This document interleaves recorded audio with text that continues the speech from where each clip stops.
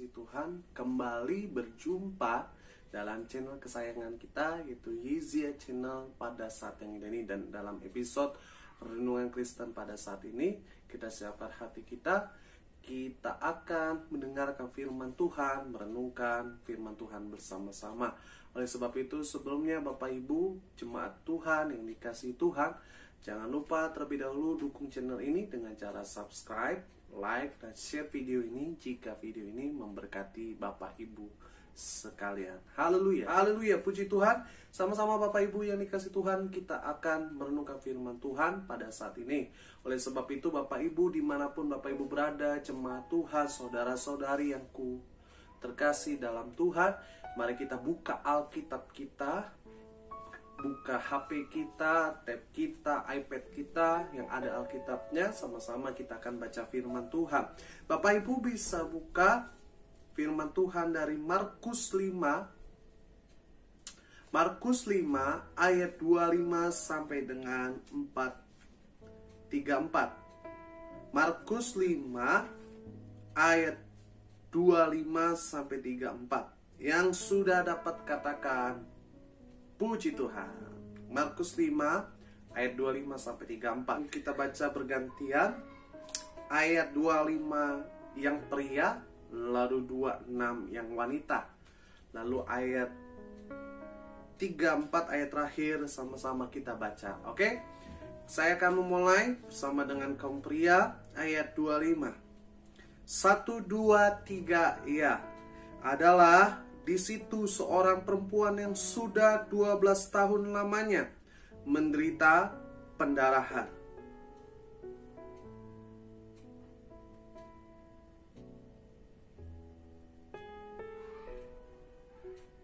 Ayat 27.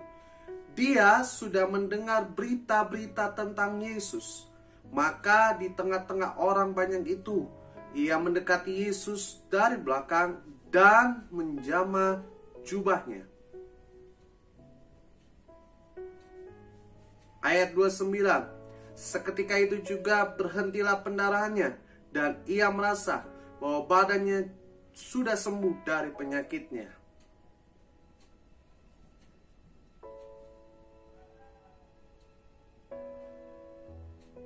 Ayat 31. Murid-muridnya menjawab, engkau melihat bagaimana orang-orang ini berdesak-desakan dekatmu, dan engkau bertanya, siapa yang menjamah aku?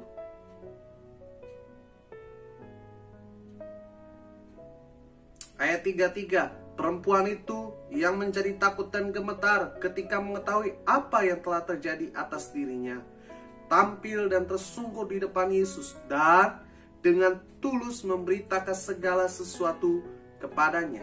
Ayat 34. Kita baca 1, 2, 3 ya. Maka katanya kepada perempuan itu, hai anakku, imanmu telah menyelamatkan engkau. Pergilah dengan selamat dan sembuhlah dari penyakitmu. Puji Tuhan, berbahagialah setiap kita yang bukan hanya cakap mendengarkan firman Tuhan, tapi merenungkan dan juga melakukan firman Tuhan dalam setiap aspek kehidupan kita. Haleluya. Bapak Ibu yang dikasihi Tuhan, jemaat Tuhan dimanapun Bapak Ibu berada, sama-sama pada kesempatan yang terindah ini kita akan belajar dan kita akan merenungkan firman Tuhan pada kesempatan yang indah ini. Dan saya akan memberikan tema renungan firman Tuhan pada kali ini, episode hari ini, yaitu kerinduan yang terjawab. Apa Bapak Ibu bisa ulang? 1, 2, 3. Kerinduan yang terjawab. Haleluya. Bapak Ibu dalam Markus 5 ayat 25 sampai dengan 34 ini, Bapak Ibu sudah sering mendengar, sudah sering membaca kisah ini, sudah sering dikhotbahkan oleh para pendeta hamba Tuhan di gereja-gereja tentang bagaimana kisah seorang wanita yang mengalami pendarahan 12 tahun lamanya. Dan kisah ini sangat menginspirasi bagi banyak orang. Dan kali ini saya akan merenungkan dan saya akan membahas firman Tuhan, bagaimana sebuah kerinduan yang terjawab dari seorang wanita yang pendarahan selama 12 tahun. Siap diberkati Tuhan? Yang siap katakan, saya siap diberkati oleh Tuhan. Haleluya. Puji Tuhan. Jadi seperti yang tadi saya bilang Bapak Ibu, bahwa ini adalah sebuah cerita di mana kerinduan dari wanita yang pendarahan 12 tahun. Dan saya merenungkan, saya membaca sambil saya belajar, ada nilai-nilai yang saya dapatkan. Sebelum kita masuk poin, saya ingin men-sharekan kepada Bapak Ibu, saya ingin berbagi kepada Bapak Ibu bagaimana pengalaman itu seorang wanita ini. Saya menemukan ada 4 beban yang dialaminya selama 12 tahun ketika dia mengalami pendarahan. 4 beban yang dia harus tanggung, 4 beban yang dia harus pikul, 4 beban yang dia harus alami selama dia mengalami pendarahan 12 tahun. Lalu yang pertama yang saya pelajari, bahwa beban apa sih yang dia apa yang dia pikul? Yang pertama adalah beban mental. Sama-sama katakan beban mental. Yes. Dalam tradisi orang Israel zaman itu, ketika seseorang yang keluar pendarahan dari tubuhnya atau yang keluar darah dari tubuhnya, itu bersifat tanda kutip najis. Apa? Najis. Artinya orang itu adalah orang najis. Jadi saya temukan bahwa beban mental yang dialami oleh wanita itu adalah dikucilkan oleh sekitarnya. Iya, ketika orang tahu dia mengalami pendarahan, saya percaya pasti orang sekitarnya menjauh. Bahkan kalau yang lebih ekstrimnya, ada orang yang berkata apa? Najis loh gitu. Jadi beban yang dia tanggung, beban yang dia alami apa? Adalah beban mental, dihina, dicela, dicaci maki, dianggap najis, dianggap tidak berharga. Nah, itu sangat-sangat berdampak, sangat-sangat memukul dia. Saya percaya dia sangat-sangat mentalnya sangat-sangat terpukul oleh hal tersebut. Jadi yang saya dapatkan Bapak Ibu, bahwa perempuan ini mengalami beban mental atau menanggung beban mental. Lalu Pak Pendeta, apa lagi yang dia alami? Apa yang dia pegang bebannya? Yang kedua adalah beban jasmani. Beban jasmani. Saya percaya Bapak Ibu, 12 tahun pendarahan itu bukan hal yang mudah. Betul nggak? Iya. Bukan hal yang gampang. Bukan suatu yang enak. Tapi itu adalah suatu yang menyakitkan. Saya punya istri. Kadang-kadang kalau istri suka dapat tanda kutip datang bulan, saya bagaimana bisa melihat sakitnya istri saya ketika datang bulan. Saya lagi berpikir tentang firman ini.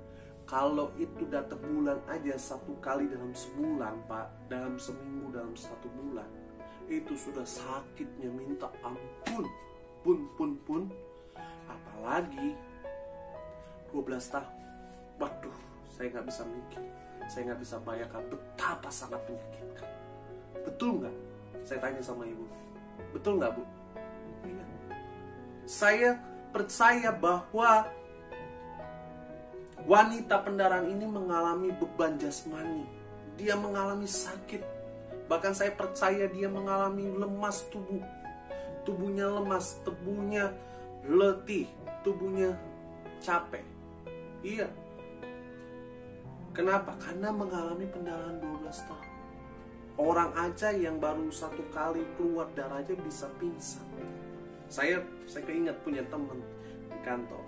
Baru donor darah di nadinya bisa pingsan dalam 1 harian gitu.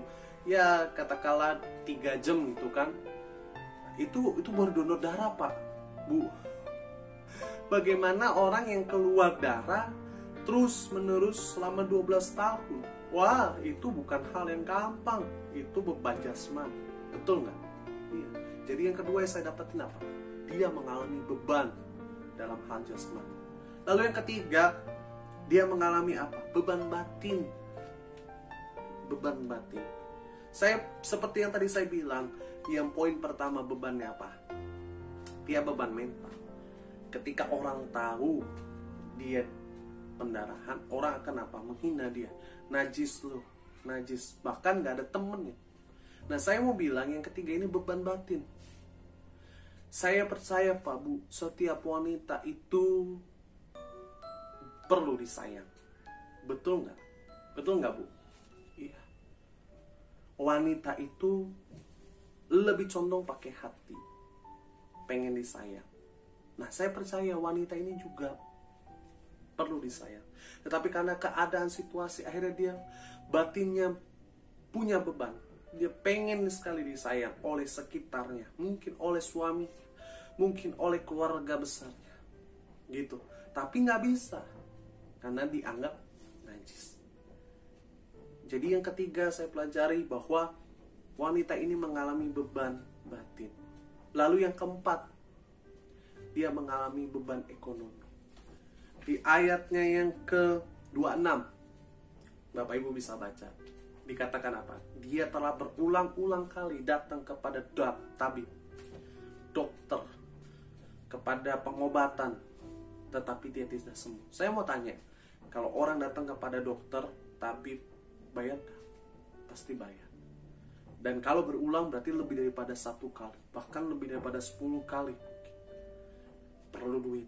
Dan dia mengeluarkan uang. Saya perlu bilang bahwa dia mengalami beban ekonomi. Jadi dari kisah ini saya dapatkan, Pak Bu, wanita ini sangat amat punya beban dalam kehidupan. Beban jasmani, beban mental, beban batin, bahkan beban ekonomi dia harus tanggung atas hidupannya. Tapi kita akan belajar dari sikap wanita ini.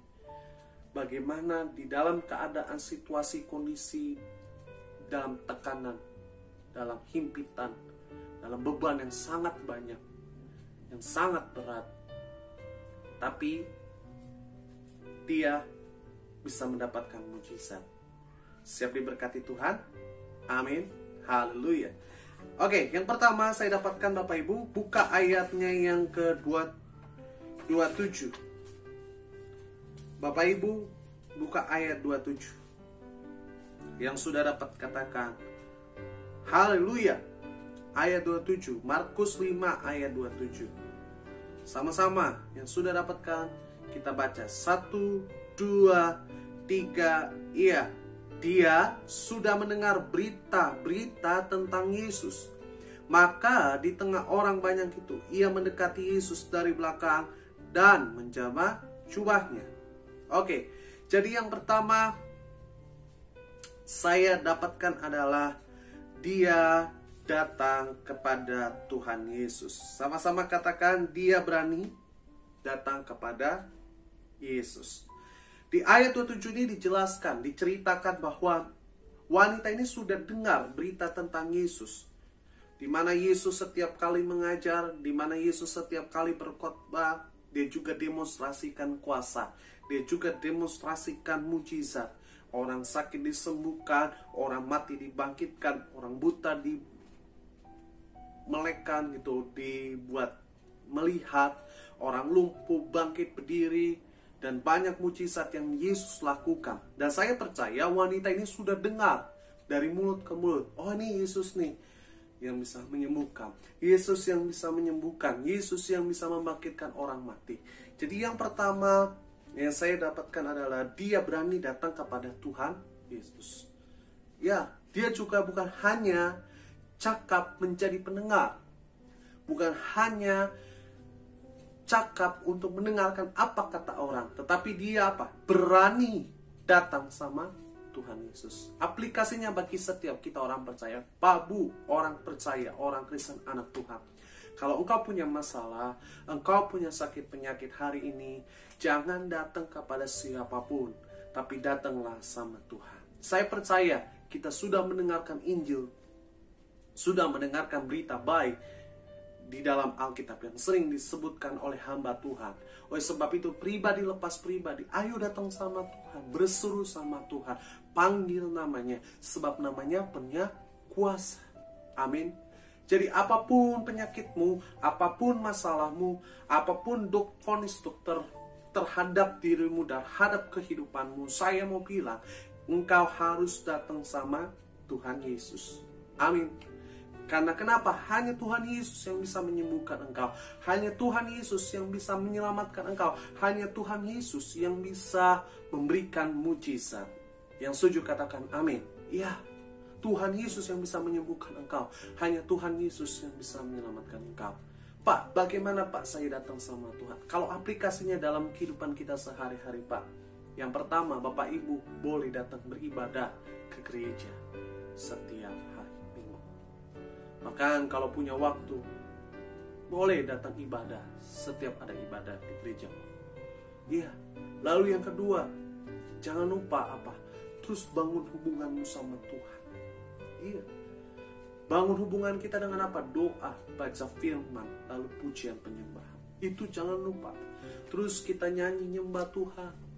Kita katakan dengan iman kita dalam doa kita, aku sembuh, aku diberkati. Saya percaya Pak, ketika engkau datang sama Tuhan, ketika engkau datang sama Yesus, berseru panggil namanya, maka Tuhan tidak akan pernah mengecewakan kita. Yang setuju katakan amin. Haleluya, betul. Kalau kita datang sama Tuhan, Tuhan tidak akan pernah mengecewakan kita. Amin. Manusia mengecewakan kita, tapi Tuhan tidak pernah mengecewakan kita. Karena Dia Allah yang setia dan adil. Makanya saya bilang Pak Bu, sebagai orang percaya dimanapun Bapak Ibu melangkah, menyaksikan video ini, saudara-saudaraku, saudariku, jemaat Tuhan dimanapun engkau berada. Hari ini apapun masalahmu, apapun pergumulanmu, apapun kerinduanmu, saya mau bilang sebagai hamba Tuhan, ayo Pak Bu, datang sama Tuhan. Amin. Iya. Kalau engkau datang sama Tuhan, engkau gak akan kecewa. Tapi kalau engkau datang sama manusia, engkau akan kecewa. Betul nggak? Betul. Banyak manusia hari ini mengecewakan kita. Saya kasih contoh, misalnya kau punya masalah, Bapak Ibu punya masalah, cerita, curhatlah sama temen si A. Itu kan ya? Ya, bro, gue lagi ada masalah nih sama istri gue begini. Gimana bro? Memang dikasih nasihat. Tapi Bapak Ibu ketika engkau pulang, ketika engkau berpisah dengan dia, saya mau bilang, besokannya ke dia, ketemu temennya lagi, dia akan ngomong, lu tahu gak sih, si Ucok misalnya gitu, kemarin tuh cerita sama gue. Dia cerita, dia ada masalah sama istrinya. Terus si temennya bilang, masalah apa? Iya tuh, istrinya tuh di belakang dia sama temen SMA-nya, sama temen sekolahnya, gitu kan? Oh gitu ya, iya. Jadi kasihan ya dia ya. Nanti temennya itu ngomong lagi ke temennya, lu kenal nggak si Ucok itu tuh temen SD kita? Oh dia begini. Ini. Nanti dia ketemu lagi, lu kenal nggak si Ucok yang tinggalnya di sini? Bener nggak Pak? Bukannya menyelesaikan masalah, tapi apa? Kita jadi malu, jadi omongan orang, nama kita jadi jelek. Tapi kalau saudara dan saya sebagai hamba Tuhan bilang, datang sama Tuhan, curhat sama Tuhan, doa sama Tuhan, wah, engkau akan apa? Tuhan kasih damai sejahtera. Bukan hanya damai sejahtera, masalahmu, pergumulanmu, kerinduanmu, di doamu dijawab di dekat Tuhan. Amin. Jadi yang pertama, kita belajar dari wanita yang pendarahan ini, dia apa yang dia lakukan? Dia datang sama Tuhan Yesus. Sama-sama katakan sama saya harus datang sama Tuhan Yesus. Amin. Jadi yang pertama Pak, wanita ini datang sama Tuhan Yesus. Jadi aplikasinya, kalau Bapak Ibu apapun masalahmu, pergumulanmu, mungkin engkau hari ini divonis dokter sakit, gak bisa disembuhkan. Mungkin hari ini engkau divonis oleh orang akan bangkrut, datang sama Tuhan. Saya percaya Tuhan Yesus bisa menyelesaikan masalah kita. Haleluya. Lalu yang kedua, Bapak Ibu bisa buka ayat ke-28. Ayat ke-28. Yang sudah dapat katakan Tuhan Yesus baik. Sama-sama kita baca. 1, 2, 3. Ya, sebab katanya, asal kujamah saja jubahnya, aku akan sembuh. Sekali lagi, ayat 28. 1, 2, 3. Ya, sebab Katanya, kata siapa? Kata perempuan itu, asal ku jamah saja jubahnya, aku akan sembuh. Haleluya. Jadi yang kedua dari ayat 28 ini, saya mau bilang, saya mau mendapatkan bahwa apa yang kita bisa pelajari dari wanita ini ketika dia mempunyai suatu kerinduan yang ingin terjawab. Yang kedua apa? Dia berani ambil resiko. Sama-sama katakan berani ambil resiko. Di ayat 28 ini katakan, sebab katanya asal ku jamah jubahnya aku sembuh. Saya percaya, saya yakin ketika Tuhan Yesus melayani dimanapun dia berada, dimanapun dia melangkah, mengajar, saya percaya bukan hanya 10 orang yang datang, tetapi mungkin bisa ribuan orang berkerumun cari dia. Mungkin banyak orang yang letih lesu, punya penyakit juga cari dia. Dan saya dapatkan Pak Bu nilainya dari ayat 28 ini. Saya lagi berpikir, saya lagi membayangkan, di tengah ribuan orang itu, di tengah masa itu, kerumunan orang itu, wanita ini harus apa? Harus jamah jubah, harus jamah Yesus. Dia punya iman, dia akan sembuh. Yang kedua, berarti saya dapatkan apa? Wanita ini berani ambil resiko untuk mujizatnya dinyatakan. Amin. Iya. Seperti yang tadi saya bilang, saya singgung di awal, bahwa dalam tradisi bangsa Israel, hari itu orang Yahudi, kalau orang yang keluar darah dari tubuhnya, sifatnya najis. Najis Pak, Bu. Sifatnya harus dikucilkan. Sifatnya harus dihina. Dan saya mau bilang sama Bapak Ibu, ini bukan hal yang gampang. Ini bukan hal yang mudah bagi wanita ini. Kenapa? Ketika dia keluar memutuskan untuk ketemu Yesus, saya tanya sama Bapak Ibu, ada nggak presentasi orang luar sekitarnya tahu dia beneran? Apa? Pasti ada Pak. Minimal apa? Tetangganya tahu. Datang waktu Yesus berkhotbah, ngelihat dia lagi situ. Pasti apa? Saya lagi ngebayangin. Pasti apa? Wanitanya akan tetangganya akan apa? Kasak kusuk. Ini kan wanita yang benar. Akhirnya dari satu orang ke orang lain, akhirnya udah najis. Saya tanya Pak, punya peluang nggak wanita ini dihina? Punya. Besar sekali. Mungkin 95%. 5%-nya berhasil. 95%-nya dihina, tidak berhasil. Tapi saya salut sama wanita ini. Yang kedua, apa? Dia berani Pak Bu ambil resiko. Untuk apa? Untuk bisa kejar mujizat itu. Jadi yang kedua yang aplikasinya Pak Bu, kalau kita mau diberkati Tuhan, mau dijawab doa, mau didengar doamu, kerinduanmu mau dijawab oleh Tuhan, ayo ambil resiko di hadapan Tuhan. Ambil tindakan iman di hadapan Tuhan. Tapi ada orang bertanya, Pak Pendeta, gimana saya ambil tindakan resiko? Tindakan iman dalam kehidupan saya. Kanan saya salah, kiri saya salah, depan juga salah, mundur juga salah.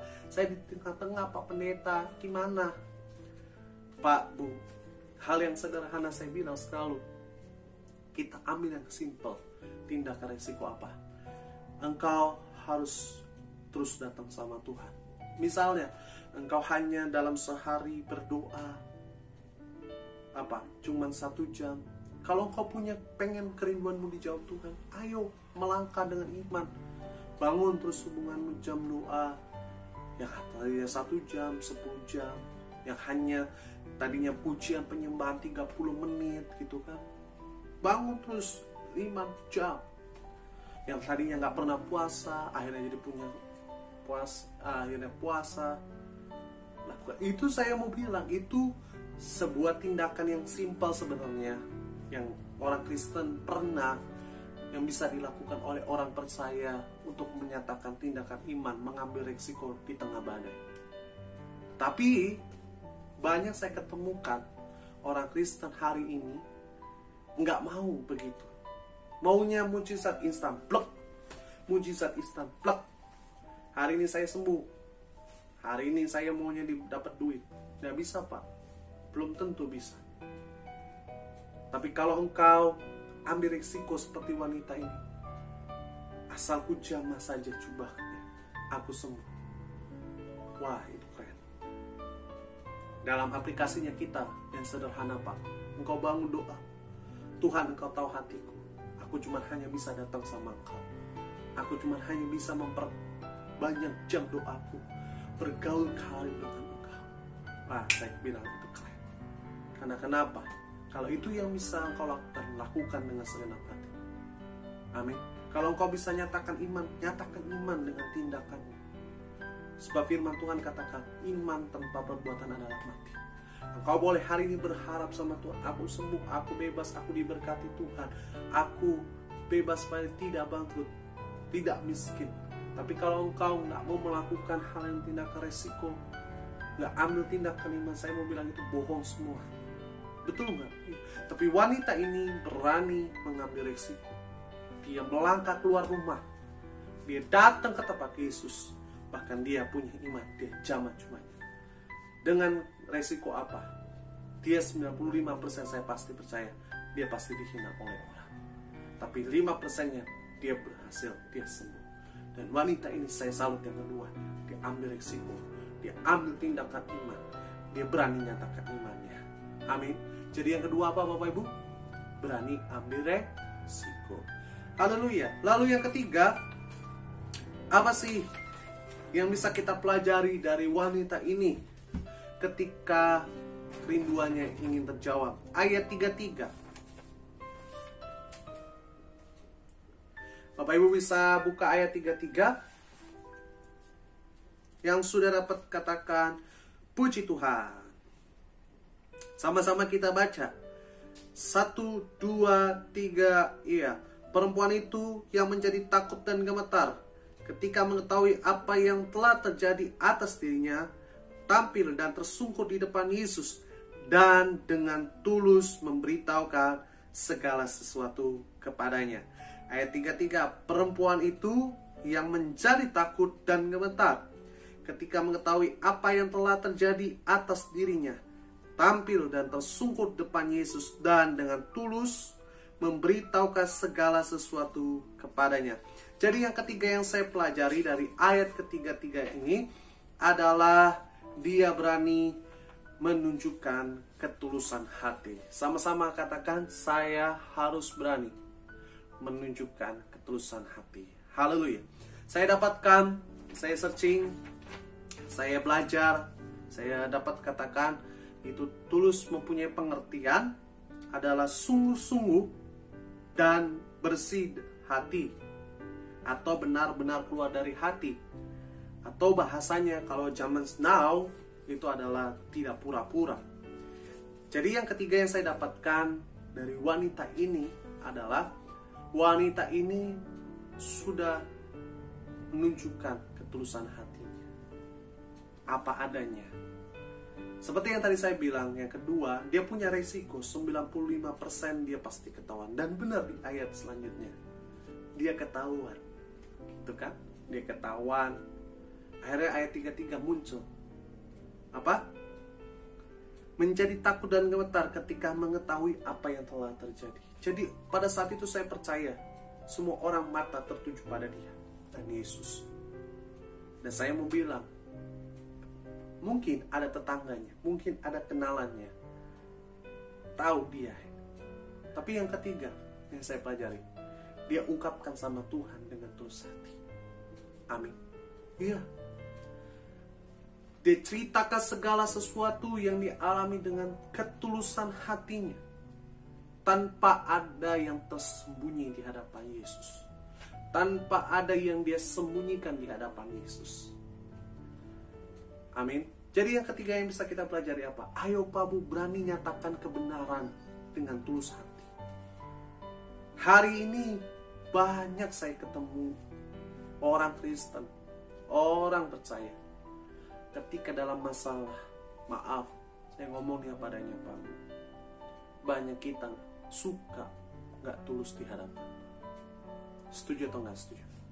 Setuju Pak. Betul kan?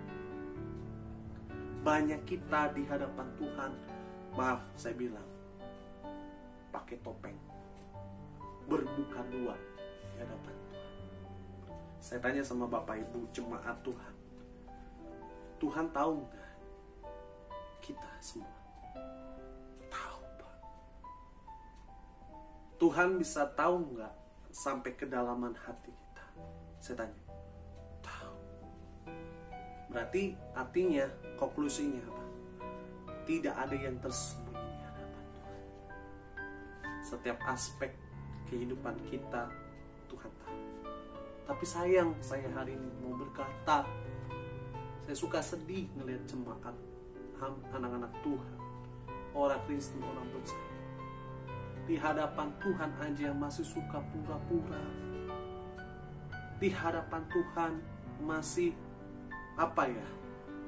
masih bohong, masih pakai topeng. Padahal keadaannya, situasinya sudah sangat urgent.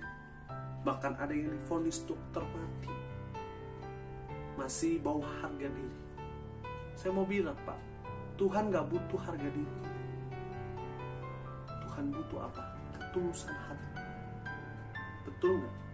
Kalau engkau punya masalah, engkau divonis dokter akan mati, ketika engkau dalam keadaan terhimpit, Tuhan mau engkau tulus di hadapan Tuhan. Engkau tulus menyatakan sama Tuhan. Amin. Kalau engkau memang hari itu gak bisa kuat, engkau hari itu takut, engkau hari itu gemetar, bilang sama Tuhan, Tuhan, aku takut. Kalau hari itu engkau bilang, aku gak berdaya, bilang sama Tuhan, berseru, Tuhan, aku gak kuat. Aku butuh pertolonganmu, aku butuh jawabanmu, aku butuh belas kasihanmu, aku butuh kemurahan hatimu. Betul gak? Saya percaya, Pak, kalau engkau berseru sama Tuhan hari itu dengan cara seperti itu, bahkan kalau engkau bisa meneteskan air mata, saya percaya Dia Tuhan yang setia, Dia Tuhan yang adil, Dia tidak akan pernah mengecewakan kita. Betul gak? Amin gak? Ya. Tapi hari ini saya banyak ngelihat orang Kristen pura-pura di hadapan Tuhan, dalam keadaan yang mungkin terhimpit, dalam keadaan yang gak kuat, lemah, dia masih bilang, Tuhan, aku masih kuat kok ngadepin ini. Ya, gak apa-apa lah, aku masih punya teman ini loh, ya begini-begini. Tuhan dari surga juga akan bilang apa? Oh yaudah, kamu masih kuat kan? Ya, terus aneh. Iya. Mungkin hari ini kau sakit, disakiti oleh kawanmu, disakiti oleh suamimu. Tuhan, aku gak sakit kok. Emang dasar pria gitu. Wah, semua pria sama, buaya gitu kan. Aku masih kuat kok Tuhan. Tenang aja, santai aja, slow bro. Gitu kan. Kata Tuhan di surga juga. Ya udah, slow bro. Slow bro. Kita jalanin aja. Akhirnya apa? Kita yang sia-sia. Saya mau bilang sama sebagai Bapak Ibu, sebagai hamba Tuhan, jangan sampai ketika engkau sudah masuk rumah sakit, ketika engkau sudah terbaring di ruang ICU, udah dipasang alat-alat, gak bisa apa-apa, kau baru bilang, berkata, Tuhan, aku jujur di hadapan, aku lemah, aku tak berdaya. Bagi saya, Pak Bu, kalau engkau hari ini punya kesempatan untuk berkata, Tuhan, aku gak sanggup, aku gak mampu, bilang sama Tuhan, aku gak mampu. Biar Tuhan yang memberikan kemampuan, biar Tuhan yang melakukan perkaranya buat setiap kita. Saya percaya yang ketiga ini, bahwa wanita ini, dia berani dengan tulus ceritakan sama Tuhan, Tuhan, aku pendarahan di depan orang, tolong sembuhkan aku. Saya percaya Tuhan melihat hatinya, dan Tuhan menyembuhkan dia. Jadi yang ketiga apa? Kalau kau punya masalah, belajar dari wanita ini. Nyatakan sama Tuhan dengan tulus hati. Jangan pura-pura. Jangan bohong sama Tuhan. Tuhan tahu isi hatimu. Gak ada yang tersembunyi, semua di hadapan Tuhan. Semuanya transparan di hadapan Tuhan. Maka itu saya bilang sebagai hamba Tuhan, Pak Bu, ayo jadikan Tuhan itu bukan cuma sebagai hanya Tuhan, tapi sebagai sahabat, sebagai seorang Bapa, di mana kita bisa curhat, kita bisa cerita, kita dekat sama Tuhan, dan Tuhan dekat dengan kita. Amin. Itu yang hubungan yang Tuhan mau sampaikan kepada kita sebagai anak-anaknya. Jadi yang ketiga apa? Ayo Pak Bu, belajar dari mana itu berani menyatakan ketulusan hati. Lalu yang terakhir, jemaat Tuhan itu senang kalau udah kata terakhir. Ya, ayat terakhir. Bapak Ibu bisa buka di ayat 34. Haleluya, ayat 34. Yang sudah dapat katakan puji Tuhan. Sama-sama kita baca. 1, 2, 3, iya. Maka katanya kepada perempuan itu, hai anakku, imanmu telah menyelamatkan engkau. Pergilah dengan selamat dan sembuhlah dari penyakitmu. Sekali lagi, 1, 2, 3. Maka katanya, kata siapa? Kata Yesus kepada perempuan 12 tahun itu, berkata, hai anakku, imanmu, imannya siapa? Perempuan itu telah menyelamatkan engkau. Pergilah dengan selamat dan sembuhlah dari penyakitmu. Jadi yang keempat, dari ayat 34 ini, saya tertarik, Bapak Ibu bisa garis bawahi kata imanmu. Iman itu kalau dalam kitab Ibrani, Bapak Ibu bisa buka di rumah, itu adalah dasar pengharapan kita sama Tuhan. Ibrani 11 ayat 1. Jadi, yang saya dapatkan, saya renungkan dari ayat 34 ini. Apa yang kita bisa pelajari dari ayat 34 ini? Di mana yang keempat, yang terakhir, wanita ini berani menyatakan imannya dengan teguh. Apa? Berani menyatakan imannya dengan teguh. Saya percaya Pak, saya bilang sama Bapak Ibu, 12 tahun bukan hal yang sebentar. 12 tahun bukan hal yang sebentar. Tapi 12 tahun itu adalah hal yang lama. Saya percaya wanita ini rindu untuk sembuh. Wanita ini punya pengharapan, masih ingin berharap untuk sembuh. Dan saya mau percaya, saya mau bilang, dalam hatinya wanita ini selalu menyatakan iman. Suatu hari nanti aku akan sembuh. Suatu hari nanti aku akan sehat. Suatu hari nanti aku akan terima janji Tuhan. Aplikasinya bagi setiap kita, Pak Bu, masalah boleh ada, pergumulan boleh ada. Mungkin hari ini engkau belum melihat mujizat. Mungkin engkau hari ini belum melihat karya Tuhan. Mungkin hari ini matamu belum melihat apa yang engkau inginkan dan rindukan terjadi, tergenap di atas hidupmu. Saya mau bilang sebagai hamba Tuhan yang keempat, ayo Pak Bu, terus nyatakan imanmu. Perkatakan imanmu di hadapan Tuhan. Nyatakan imanmu dengan keteguhan hati. Amin. Iya, mungkin hari ini engkau divonis oleh dokter kanker stadium 4. Katakan sama Tuhan. Katakan dengan imanmu, aku sembuh setiap hari. Makanya saya kalau selalu melayani jemaat, ada yang sakit kanker, ada yang sakit parah gitu, saya selalu bilang, Bu, Pak, katakan dengan imanmu setiap hari, aku sembuh, diberkati, sehat sempurna. Supaya apa? Menjadi mujizat bagi kita. Iya, karena kenapa saya bilang gini? Karena mujizat itu ada dua Pak. Hari ini bisa terjadi langsung, tapi yang kedua, ada mujizat yang harus kita melewati proses. Nah, kebanyakan kita orang Kristen, kita melewati proses. Prosesnya apa? Tuhan dari surga ingin lihat iman kita benar-benar nggak di hadapan Tuhan, teguh nggak di hadapan Tuhan. Apa? Kita datang sama Tuhan cuma mau mujizatnya, nggak nyatakan iman kita sama Tuhan, nggak berharap penuh sama Tuhan. Maka saya mau bilang sama Bapak Ibu, kalau engkau hari ini belum melihat mujizat, engkau belum melihat kesembuhan, engkau belum melihat perkara yang ajaib dalam hidupmu, ayo Pak Bu, katakan terus sama Tuhan, buat Tuhan pasti sembuhkan engkau.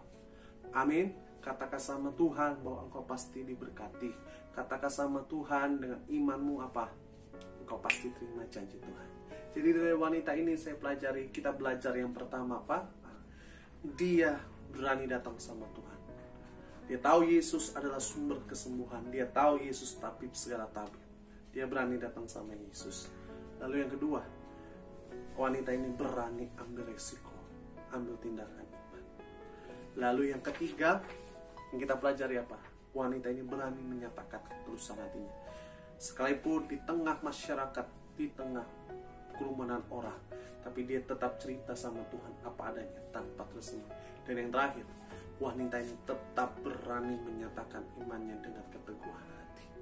Ayo Pak Bu, nyatakan imanmu setiap hari sampai engkau bisa melihat mujizat Tuhan, sampai engkau bisa melihat apa yang menjadi kerinduanmu digenapi, dijawab oleh Tuhan. Saya sebagai hamba Tuhan, sebagai penutup, cuma mau menyatakan tetap semangat, tetap kuat, belajar dari wanita ini sampai engkau bisa melihat dan sampai engkau bisa merasakan apa yang kau rindukan tergenapi, terjadi atas hidupmu. Haleluya, amin. Puji Tuhan, kita telah mendengarkan firman Tuhan. Bapak Ibu jemaat Tuhan yang dikasih Tuhan, kita telah merenungkan firman Tuhan dan sama-sama kita akan berdoa pada kali ini. Oleh sebab itu, bagi Bapak Ibu yang punya kerinduan, punya masalah, terutama sakit penyakit, boleh taruh tangan kananmu di dada. Sama-sama kita datang sama Tuhan, kita rendahkan hati kita di hadapan Tuhan. Kita percaya bahwa Tuhan pasti sanggup menyembuhkan Bapak Ibu, Tuhan pasti sanggup memulihkan, Tuhan pasti sanggup memberkati Bapak Ibu. Oke, kita satukan hati kita. Bapak Ibu taruh tangan kananmu di dada. Sama-sama kita tundukkan hati kita, kita berdoa. Bapa, kami mengucap syukur atas setiap kasih dan kebaikan-Mu yang begitu besar, sempurna, indah dalam kehidupan kami. Pada siang hari ini Tuhan, kami bisa ada sebagaimana kami ada. Kami terima kasih, kami juga telah merenungkan firman-Mu. Biar segenap firman-Mu menjadi rema dalam kehidupan kami. Ajar kami terus Tuhan dalam kehidupan kami, seperti wanita yang mengalami pendarahan 12 tahun, di mana wanita ini mendapatkan yaitu kerinduan yang terjawab. Yang pertama, dia berani datang kepada Engkau Tuhan Yesus. Ajar kami, apapun masalah kami, apapun situasi kehidupan kami, baik suka, duka, baik dalam keadaan senang maupun tidak senang Tuhan, dalam keadaan yang sukacita ataupun dalam keadaan duka cita, ajar kami untuk selalu datang kepadamu Tuhan. Karena kami percaya Engkau Tuhanlah juru selamat, Engkau Tuhan kota benteng perlindungan kami. Lalu yang kedua, ajar kami Tuhan untuk berani ambil tindakan iman, berani ambil resiko Tuhan. Kami percaya Tuhan, wanita 12 tahun ini pendarahan berani mengambil resiko, sekalipun dia tahu dia akan dihina, dicaci maki, dikhianati, bahkan dicap oleh orang-orang sekitar, tapi dia berani menyatakan imannya. Dia ambil resiko, dia ambil tindakan iman. Lalu yang ketiga, ajar kami Tuhan untuk menyatakan ketulusan hati kami di hadapan-Mu. Ajar kami terus untuk menyatakan yaitu kerinduan kami dengan tidak pura-pura, dengan apa adanya Tuhan. Lalu yang keempat, ajar kami Tuhan untuk terus memperkatakan iman kami dengan keteguhan hati kami. Terima kasih Bapa yang baik. Jadikan kami pelaku firman-Mu dimanapun kami berada, menjadi berkat dimanapun kami melangkah. Berterima kasih Tuhan Yesus, pada kali ini Tuhan, kami berdoa syafaat bagi jemaat Tuhan, Bapak Ibu sidang jemaat yang dikasih Tuhan, saudara-saudariku dimanapun mereka menyaksikan, menonton video ini Tuhan, yang menaruh terutama di tangan kanannya di dada Tuhan. Hamba tidak tahu apa yang mereka alami, mereka gumulkan pada siang hari Tuhan. Tapi kami bersepakat, kami berdoa, satukan hati kami di hadapan-Mu. Kami rendahkan hati kami. Tuhan, angkat setiap masalah pergumulan kami. Tuhan, angkat setiap apa yang menjadi beban kehidupan kami. Kami percaya Engkau Tuhan yang sanggup menyelesaikan setiap masalah kehidupan kami Tuhan. Gantikan beban kami dengan sukacita dari surga. Kami berdoa Tuhan Yesus buat setiap yaitu Bapak Ibu jemaat Tuhan yang menyaksikan, yang mungkin hari ini butuh yaitu pertolongan-Mu Tuhan, butuh belas kasihan-Mu. Maka hamba berdoa dalam nama Yesus, berikan mereka belas kasihan-Mu, berikan mereka kemurahan hati-Mu Tuhan. Nyatakan kuasa-Mu, nyatakan pertolongan-Mu, berikan mereka hikmat dari surga, keputusan-keputusan yang Kau berikan kepada mereka, agar mereka bisa memutuskan mana yang baik, mana yang harus mereka pilih Tuhan. Terima kasih Tuhan. Kami doa juga buat setiap yaitu bagi jemaat Tuhan yang telah menaruhkan tangannya di dada Tuhan, mereka mengalami sakit penyakit, mereka mengalami kelemahan tubuh, maka aku berdoa dalam nama Tuhan Yesus, apapun yang menjadi kelemahan tubuh, sakit penyakit mereka, angkat setiap kelemahan tubuh mereka, angkat setiap penyakit mereka Tuhan. Gantikan dengan organ tubuh yang baru dari surga, gantikan dengan mujizat-Mu. Kami berdoa dalam nama Tuhan Yesus, oleh pilur-Mu, oleh darah-Mu mengalir kesembuhan, mengalir atas kehidupan mereka dari ujung kepala sampai telapak kaki mereka, sehat sempurna, diberkati, dijamah oleh Tuhan dalam nama Tuhan Yesus. Maka kami berdoa pada siang hari ini Tuhan, untuk itu bangsa negara kami, negara Indonesia yang kami kasih, berkati pemerintahnya dari atas sampai terbawah. Tuhan berkati, berikan hikmat dari surga, berikan itu roh takut akan Tuhan, roh kebijaksanaan, agar bangsa ini, pemerintahnya bisa memimpin sesuai dengan kehendak-Mu Tuhan. Maka kami berdoa Tuhan Yesus, menolak segala perpecahan atas bangsa ini. Tuhan, kami tolak segala virus corona atas bangsa ini, dilalukan, dijauhkan dari bangsa ini. Kami doa agar shalom Tuhan, damai sejahtera Tuhan mengalir atas bangsa ini. Kami berdoa juga buat yaitu tenaga medis, bahkan yang menangani pasien corona Tuhan. Kami doa berikan kekuatan kesehatan, agar mereka terus berjuang, berusaha bekerja itu untuk membantu pasien-pasiennya. Bahkan kami berdoa buat setiap para penemuan Tuhan, berikan hikmat dari surga, agar mereka bisa menemukan obat-obat vaksin antibiotik yang bisa menangani, itu menangkal virus corona Tuhan. Terima kasih Bapa yang baik.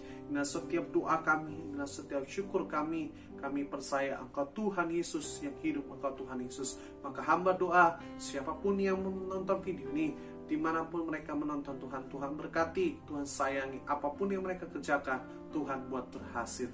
Terima kasih Tuhan, ini setiap doa kami landaskan, kami serahkan hanya ke dalam satu nama yang penuh kuasa, di dalam nama Tuhan Yesus. Kami sudah berdoa dan mengucap syukur. Bersama-sama kita dengan iman kita katakan, amin. Puji Tuhan. Saya sebagai hamba Tuhan tetap berpesan kepada Bapak Ibu, tetap semangat, tetap sukacita, jangan takut, jangan khawatir, jangan putus asa. Sebab Tuhan selalu menyertai kita. Masih ada jalan Tuhan, masih ada pertolongan Tuhan, masih ada mujizat Tuhan yang Tuhan sediakan bagi setiap kita. Sampai jumpa Bapak Ibu dalam episode selanjutnya dari video di channel ini yang akan terus memberkati Bapak Ibu. Dan Tuhan Yesus memberkati kita semua. Shalom.